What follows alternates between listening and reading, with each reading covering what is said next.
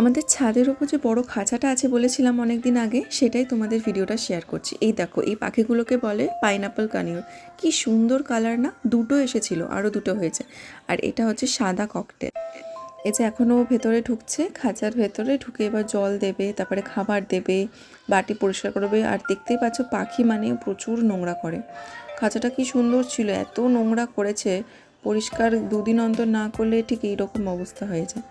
আর এইটা দেখছো যে দুটো হলুদ আর লালে পাখি, এইগুলোকে বলে হচ্ছে সান কনিউর্স। এই দুটো পাখি খুব ছোট্ট এসেছিল, এখন তো অনেকটা বড় হয়ে গেছে। ওদেরকে এরম হাতে করে সিরিঞ্জ দিয়ে ফিডিং করাতে হতো, তারপর এই খাঁচাতে ছাড়া হয়েছে।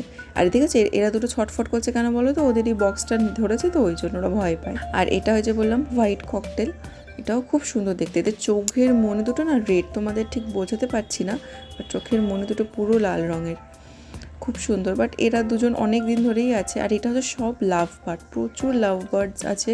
এরা প্রচুর বাচ্চা দিচ্ছে, আর আরও হয়ে গেছে। এনেছিল মনে হয় 4টে, এখন দেখো কতগুলো হয়ে গেছে। আর কি সুন্দর সুন্দর কালার।